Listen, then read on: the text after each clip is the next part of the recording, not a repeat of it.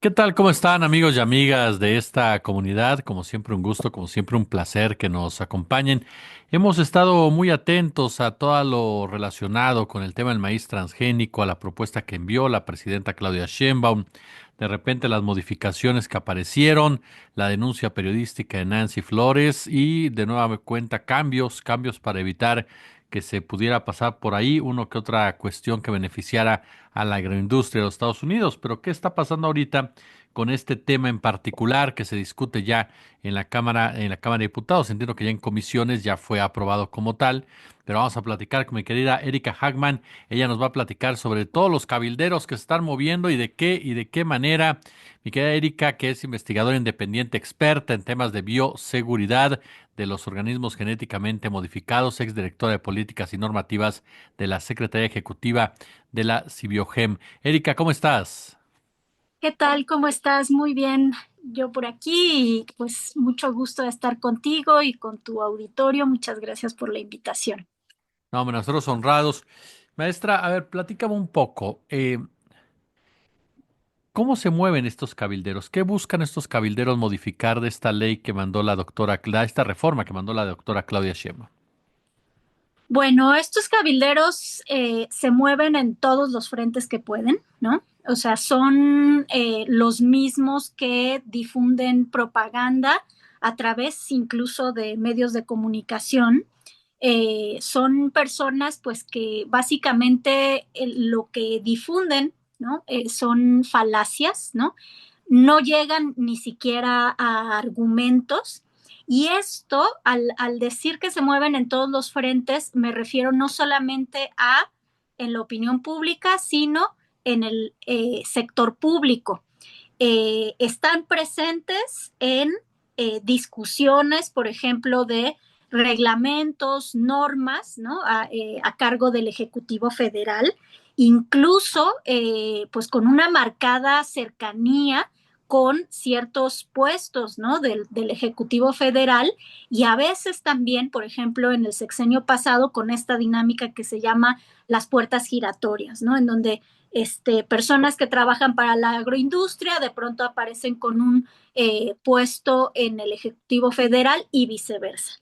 Se mueven también en el poder judicial, ¿no? No olvidemos que hace pues ya casi 10 años, ¿no? Estuvieron estos juicios en los casos de la soya genéticamente modificada en la península de Yucatán y por ahí justamente hay abogados que denunciaron precisamente pues como las sentencias otorgadas por la Suprema Corte de Justicia de la Nación eran unas sentencias hechas a modo. Por ejemplo, hay un artículo que se llama sentencias genéticamente modificadas, que les recomiendo mucho de el caso particular de la soya transgénica en el estado de Quintana Roo, ¿no? Y luego más recientemente también en el Poder Judicial veíamos precisamente ese movimiento, ¿no? En algunas sentencias en contra del decreto presidencial, particularmente en las de el caso de Monsanto en contra del decreto presidencial donde básicamente pues la sentencia en primera instancia dictada por el juez Francisco Rebolledo era casi que un copy-paste de los argumentos que había presentado la empresa Monsanto, ¿no?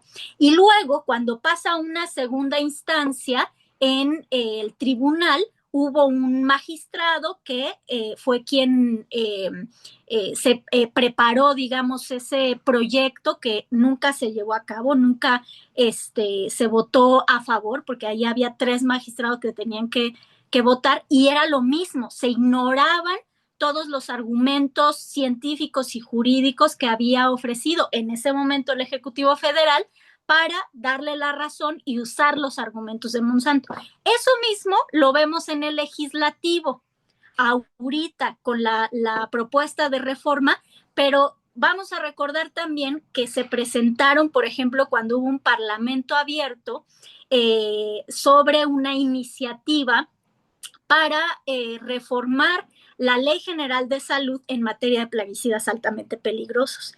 Y ahí vemos en el Parlamento abierto precisamente a estos cabilderos. Son los mismos. Ellos también se presentaron, por ejemplo, en la sesión de la Comisión de Puntos Constitucionales, ya de la iniciativa de reforma al cuarto constitucional y al 27. Ahí vemos, por ejemplo, a Proxit.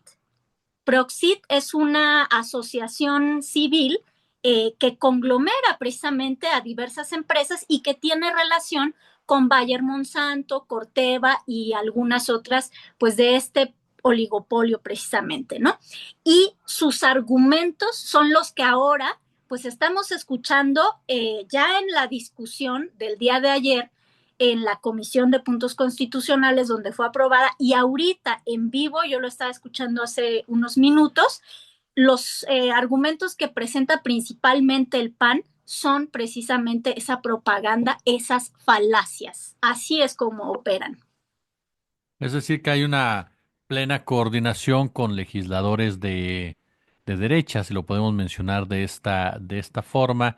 ¿Tú sientes o ves que pueda permear al interior de lo que es la cuarta transformación, de los aliados de la cuarta transformación? En el caso de la discusión que se está dando ahorita en el Pleno de la Cámara de Diputados, no lo veo así de claro. Sí hay por ahí algunos argumentos que ha presentado, por ejemplo, Movimiento Ciudadano, que se parecen, ¿no? A esto que está presentando eh, la oposición, repito, principalmente el PAN, pero del lado de esta coalición que hay de Partido Verde, Partido del Trabajo y por supuesto en Morena no ha penetrado.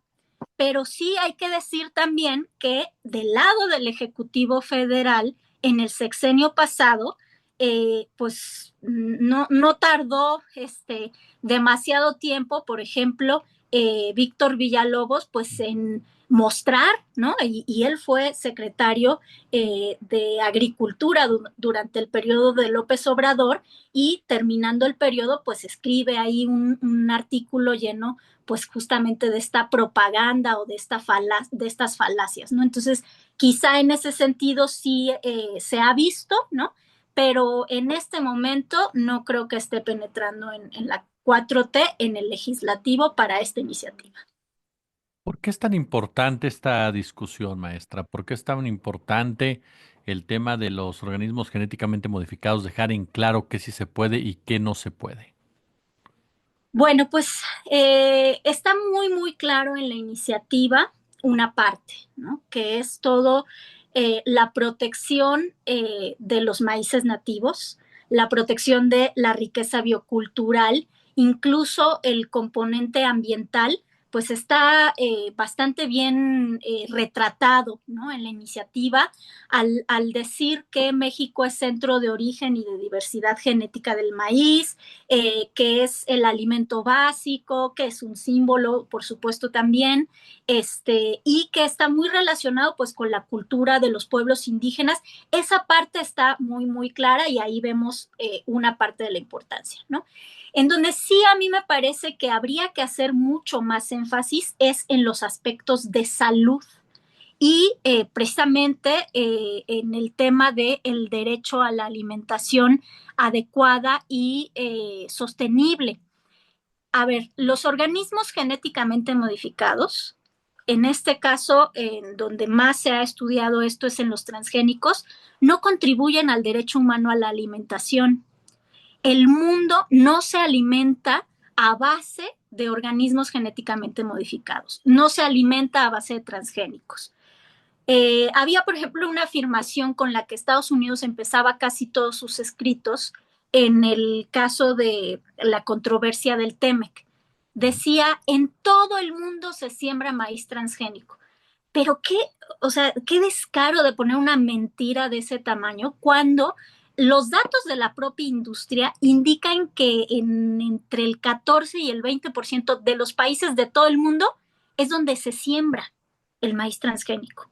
En el resto del mundo no se siembra el maíz transgénico y en todo el mundo, eso sí, se consume maíz.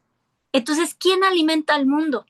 No son estos oligopolios, no son los agroindustriales con los transgénicos, son principalmente los productores de pequeña y mediana escala. También importante decir que los organismos genéticamente modificados están indisolublemente asociados a plaguicidas altamente peligrosos, que quedan como residuos también en esos alimentos, y ya el relator especial sobre el derecho a la alimentación de Naciones Unidas lo dijo claramente: un alimento que tenga tóxicos, un alimento que tenga residuos de agrotóxicos, no contribuye al derecho humano a la alimentación, ¿no? Y luego, por supuesto, está toda la evidencia científica que existe sobre los daños, porque ya hay evidencia de los daños a la salud, sobre todo en modelos animales y en animales de granja, a partir del consumo de maíz transgénico y de otros organismos genéticamente modificados, ¿no? Y en el caso de los humanos, pues esto es bastante complicado de demostrar de esa manera o como con esa relación causa-efecto, digamos, porque no vamos a agarrar a un grupo de humanos, embutirles maíz transgénico y pues ver si se mueren o no se mueren, ¿no? Pero en modelos animales sí está demostrado, ¿no? Muy importante también aclarar que actualmente no existe un consenso científico sobre la seguridad de los transgénicos.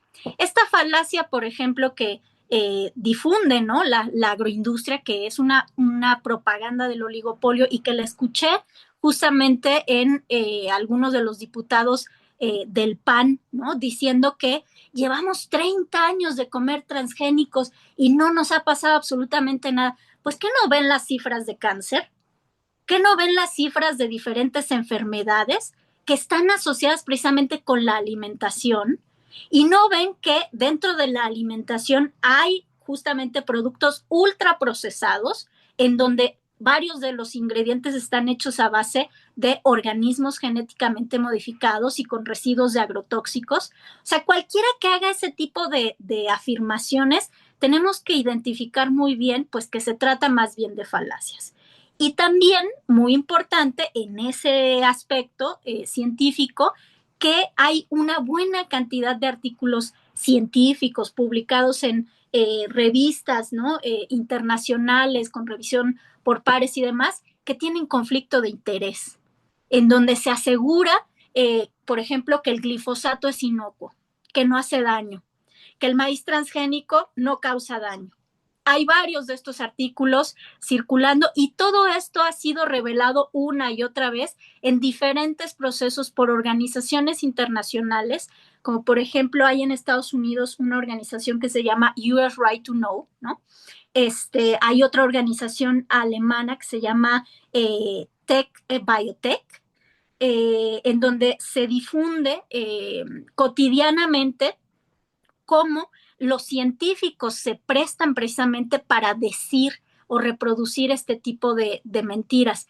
En los juicios en Estados Unidos se revelaron los Monsanto Papers, que son documentos internos de la empresa en donde se muestra cómo esta empresa desde los años 90 sabía que el glifosato causaba cáncer y lo ocultó, en donde se vio cómo tenía relación con científicos y científicas de universidades de Estados Unidos, y que luego estos publicaban papers a favor justamente pues de los transgénicos o del glifosato. Entonces, si vemos, es también un tema de ciencia, es un tema también de salud, ¿no?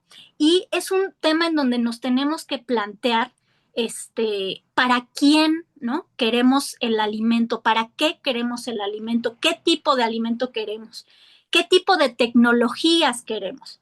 Queremos esas tecnologías, bueno, ya el colmo, por ejemplo, uno de los diputados del PAN decía: hay que hacer transgénicos a partir de los maíces nativos y patentarlos.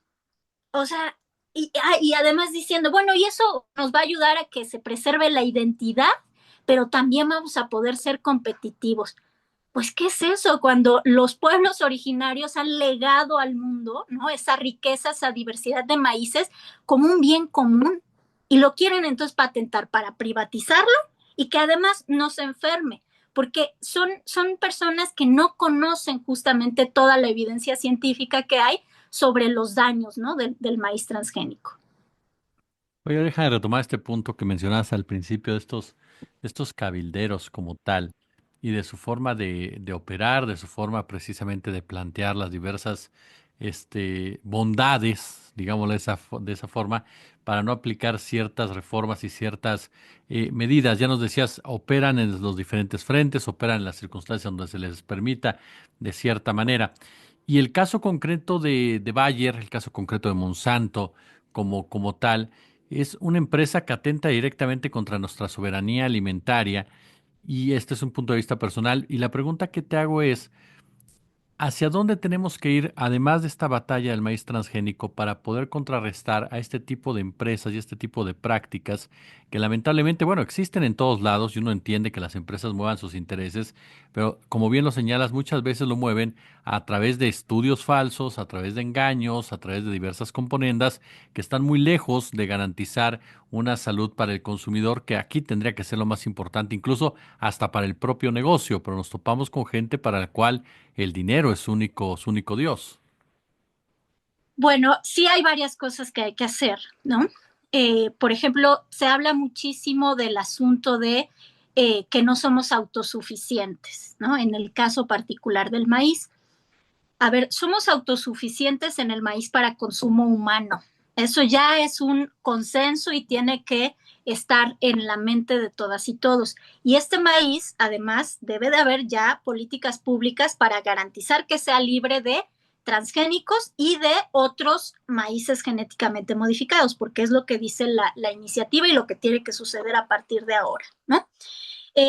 Pero además también van a venir otras modificaciones genéticas, por ejemplo, ¿no? La edición genómica, que por ahí algún diputado o diputada también del PAN mencionó, no, bueno, es que ya con eso vamos a poder ser más productivos, más competitivos, no tiene ningún riesgo. Bueno, eso es absolutamente falso.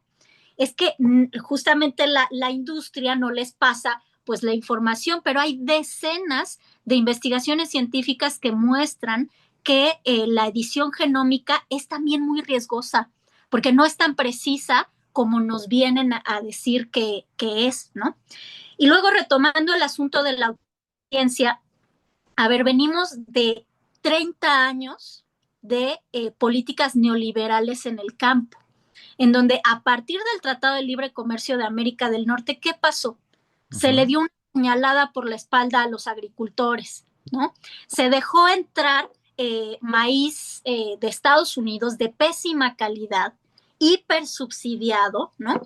Y eso provocó que los agricultores aquí en México no pudieran competir con esos precios, porque aquí no había esos subsidios, pero además al producir un maíz de una muchísima mejor calidad, pues eso también eleva los costos, ¿no?